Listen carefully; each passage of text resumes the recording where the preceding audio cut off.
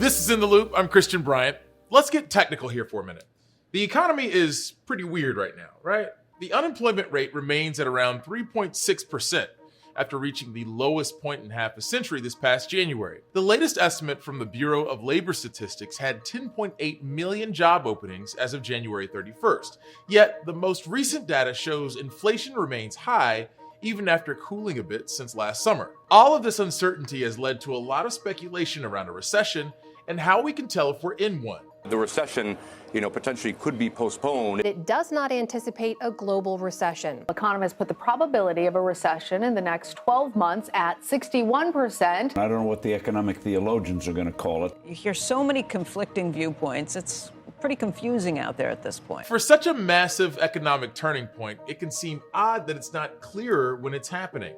So for the next few minutes, let's break down the different methods for determining whether we're in a recession, officially or otherwise. A recession is a significant decline in activity across the economy that lasts for more than just a few months.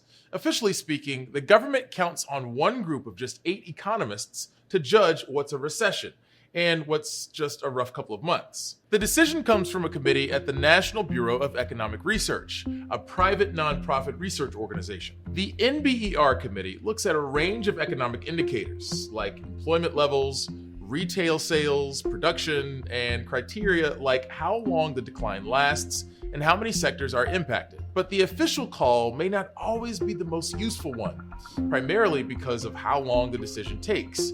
The team has to wait months to get enough data to feel certain. As an example, the Great Recession began in late 2007, but the NBER announcement didn't come until a year later. It's easy to see why many policymakers turn to a different guide for recessions, our GDP. A quick refresher, the gross domestic product is the measure of goods and services produced by a country over a certain amount of time. Yeah, I gotcha. I know Econ 101 was a while ago. The popular rule of thumb for predicting recessions is that if the GDP declines in 2 consecutive quarters, that's supposedly a sign that recession is near. This led to much of the panic late last summer over whether a recession was imminent, since the GDP shrunk in the second and third quarters of 2022. How is it that we can be barreling towards a recession and the economy is, as the president says, strong as hell?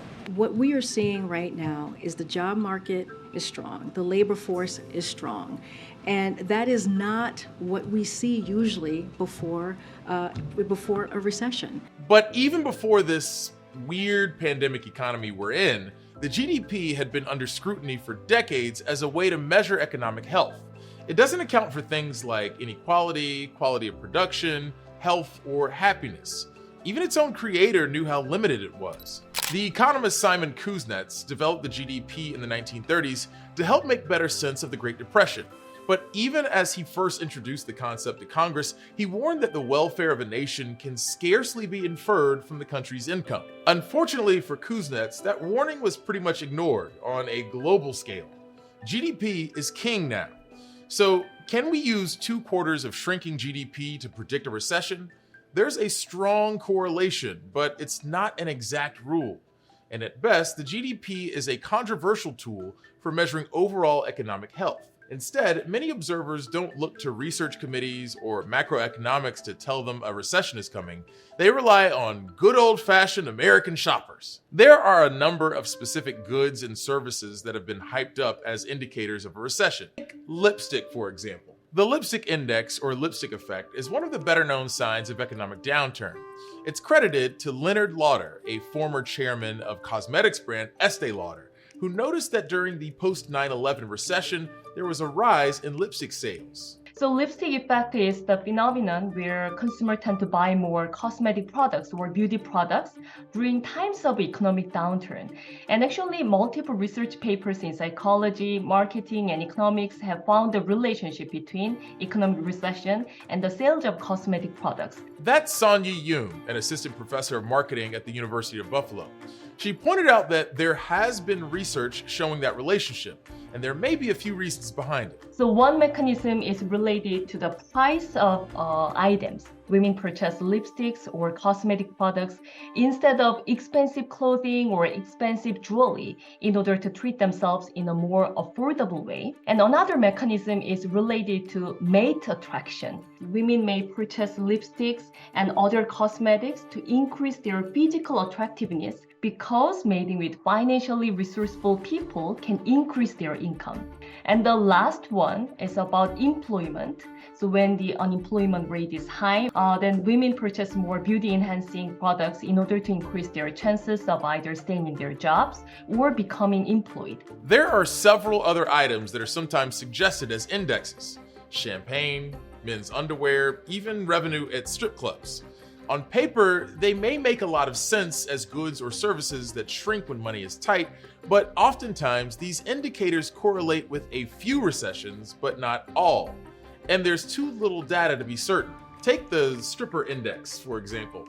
There's plenty of media coverage for it, but the evidence is largely anecdotal. There's only one publicly traded company that owns strip clubs, and for what it's worth, its value was down more than 20% last year.